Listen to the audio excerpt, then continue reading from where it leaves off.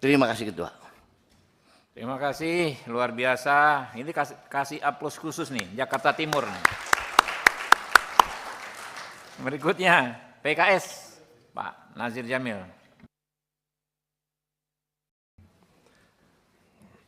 Terima kasih Ketua. Bismillahirrahmanirrahim. Assalamualaikum warahmatullahi wabarakatuh. Selamat siang dan salam sejahtera untuk kita semuanya.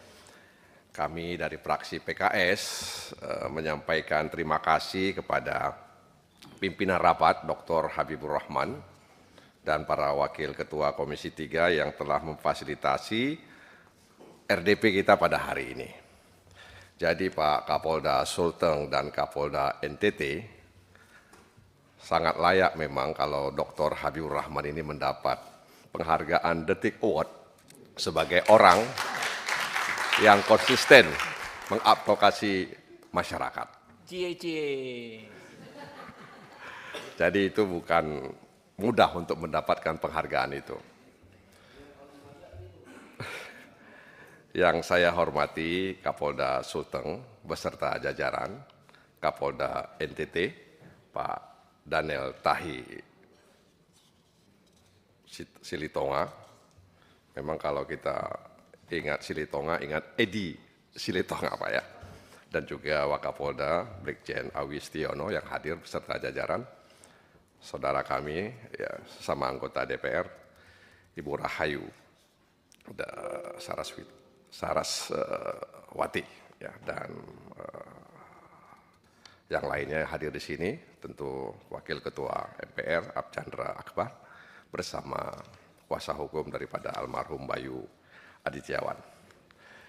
Dari fraksi PKS telah mendengar, menyimak apa yang disampaikan oleh Kapolda Sulteng, memang sangat miris, sangat kita sayangkan bahwa almarhum itu justru mendapat perlakuan seperti itu di institusi yang seharusnya melindungi dirinya. Dia merenggang nyawa justru di satu tempat di mana seharusnya dia dijaga, dilindungi. Tapi justru yang terjadi sebaliknya. Nah karena itu ada beberapa hal ya. Tadi saudara kolega kami Pak Sarifudin Suding juga sudah menyampaikan. KDRT-nya itu enggak disampaikan bentuknya apa, ya, apakah pemukulan atau penganiayaan berat dan lain sebagainya, sehingga yang bersangkutan itu harus dibawa kemudian ditahan. Dan kemudian di tahanan dia mengalami perlakuan seperti itu. Lalu ada apa sebenarnya pelaku itu, ya, motifnya apa sehingga dia melakukan hal itu? Ada apa? Kan itu patut dicari sebenarnya. Kenapa dia kemudian mengambil inisiatif untuk melakukan kekerasan itu? Ada apa sebenarnya? Mengapa dia sangat perhatian sampai-sampai perhatiannya itu dia salah gunakan dengan memukul, bahkan menganiaya sehingga kemudian korban merenggang nyawa? Kan itu dia. Ada apa sebenarnya? Nah itu yang kemudian tidak terungkap. Ya, ada apa sebenarnya? Apakah ada hubungan lain ya sehingga dia begitu ya berinisiatif untuk melakukan itu. Ya. Oleh karena itu sekali lagi kepada pimpinan, barangkali perlu kita juga sampaikan agar aparat-aparat kepolisian yang ditugaskan di Tahti itu diberi bekal ilmu pengetahuan tentang bagaimana melayani tahanan. Selama ini terus terang saja mereka nggak punya itu. Ya. Ilmu pengetahuan tentang tahanan. Kita kemarin mengesahkan undang-undang tentang pemasyarakatan. Kita kasih hak-hak tahanan. Apa hak-hak yang seharusnya dimiliki dan kemudian harus kita berikan kepada tahanan. Nah ini barangkali Pak Kapolda, ya perlu dipikirkan agar petugas-petugas kita, aparat kepolisian yang ditugaskan di Tahti itu diberi bekal bagaimana mereka melayani tahanan. Kalau sudah dikasih bekal, ya pengetahuan tentang melayani tahanan, memperlaku tahanan, lalu masih juga terjadi seperti itu bukan hanya dibina, tapi juga perlu dibinasakan. Ya. Nah, oleh karena itu ini barangkali catatan kami ya terkait dengan peristiwa itu dan tentu kami sangat prihatin, menyayangkan, turut berduka atas apa yang dialami oleh almarhum ya Bayu, dan kita mendoakan agar yang bersangkutan ya diampuni segala dosa-dosanya.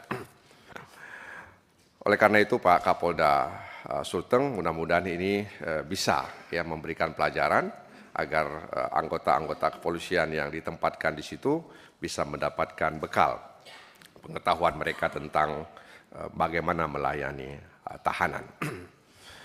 Yang kedua ini untuk NTT ya. Kita barangkali masih ingat bagaimana Pak Kapolri, Pak Sigit pernah mengatakan bahwa ikan busuk itu berasal dari kepala. Ya, dan itu kemudian kalimat yang sama disampaikan oleh Pak Prabowo Subianto ketika beliau berpidato setelah pelantikannya di sidang MPR beberapa waktu yang lalu, tepatnya 1 Oktober 2024, bahwa ikan busuk itu berasal dari kepala. Nah, karena itu ya, kalau kemudian ya seperti yang pernah disampaikan oleh beberapa rekan sebelumnya ya, bahwa saudara Rudi ini adalah orang yang ingin ya membongkar praktek-praktek penimbunan ya bahan bakar ya, dan ingin memberantas itu di bumi NTT, maka ini patut kita dukung karena dia adalah merah putih. Tapi kalau sebaliknya, maka tentu yang bersangkutan juga harus mengalami hal yang sama. Sebenarnya ini bukan cerita baru. Ya. Soal oknum-oknum membacking ini bukan cerita baru. Saya juga didatangi, ya, dilaporkan seorang bribka ya, berinisial RY di Polda tertentu, saya nggak sebutkan di sini, bahwa dia bersama Kapolseknya menggerebek gudang mafia minyak solar bersubsidi yang diangkut menggunakan mobil tangki Pertamina. Ya. Setelah Kapolseknya pindah, dia dikerjain. Ya. Lalu dia melaporkan kepada saya bahwa saya sudah difitnah, dianiaya, dipukul sampai lebam, kemudian dia di-sel, di penjara, seorang diri selama 30 hari, dan kemudian di PTDH-kan. Tanpa ada bukti dan semua pasal yang disangkakannya kepada dia telah kadaluarsa. Saya bilang Anda mau melaporkan silahkan, itu hak Anda kepada institusi DPR. Lalu saya sampaikan kepada Kapoldanya, saya teruskan semuanya kepada Kapoldanya. Lalu saya ingatkan Kapoldanya tolong diatensi. Terakhir saya telepon Kapoldanya, Kapolda mengatakan kami sedang melakukan investigasi. Sebab ini adalah peristiwa yang kalau tidak dikelola dengan baik akan menggerus kepercayaan ya, kepolisian di mata masyarakat.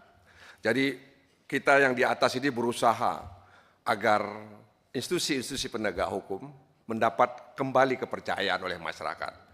Karena kita sudah tahu bahwa pepatah mengatakan gara-gara nila setitik rusak susu sebelanga.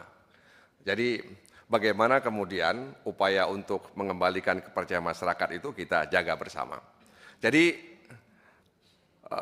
bribka RY ini ya, kasusnya sedang diinvestigasi oleh Kapolda setempat. Ya. Saya sedang menunggu jawabannya. Jangan sampai ini juga meledak. Nah karena itu sekali lagi cerita-cerita seperti ini kami temukan ketika kami melakukan kunjungan kerja ke provinsi-provinsi. Bahwa ada oknum-oknum ya yang kemudian membacking ya minyak solar bersubsidi tersebut sehingga terjadi kelangkaan di tengah masyarakat. Nah, karena itu dalam kesempatan ini ya kami berharap agar pimpinan Komisi 3 DPR RI bisa semacam membentuk tim kecil ya agar kemudian kita bisa memberikan solusi kepada Kapolri ya sehingga kemudian peristiwa serupa tidak terulang kembali. Jadi ini patut kita tindak lanjuti karena ada dua pendapat yang berbeda ya. Ya, nah karena itu ini harus kita selesaikan ya. Dan di satu sisi kita harus menjaga institusi kepolisian sebagai institusi penegak hukum ya. Di satu sisi kita juga harus menjaga anggota-anggota kepolisian yang ingin ya ingin menegakkan aturan yang ada di institusi kepolisian tersebut. Kami memberikan dukungan ya kepada semuanya, Kapolda Sulteng, Kapolda NTT, dan juga Mbak Rahayu ya beserta jajaran, dan terutama kepada Saudara Rudi Soik ya, yang sudah sangat patriotis ya untuk melakukan hal ini. Jadi Pak Beni Kaharman tadi sudah menjelaskan dan sudah selesai sebenarnya ya. Oleh karena itu sekali lagi Saudara Rudi, Anda tetap sabar, Anda tetap kuat ya menjalani ini. Ini adalah resiko sebuah perjuangan dan saya pikir kita menyadari hal itu. Billahi taufiq wal hidayah. Wassalamualaikum warahmatullahi wabarakatuh. Waalaikumsalam warahmatullahi wabarakatuh. Sebelum kita putar lagi ke anggota, mungkin dari meja pimpinan ya Pak Rano. Setelah itu kita putar lagi anggota. Kalau boleh nih rekan-rekan disepakati, kita dahulukan dulu perempuan. Nih ada 2 Sri Kandi kita, 3 atau 2 yang hadir hari ini, ya kan? Kalau boleh ya. Nah berikutnya kita putar lagi. Pokoknya prinsipnya siapa mau bicara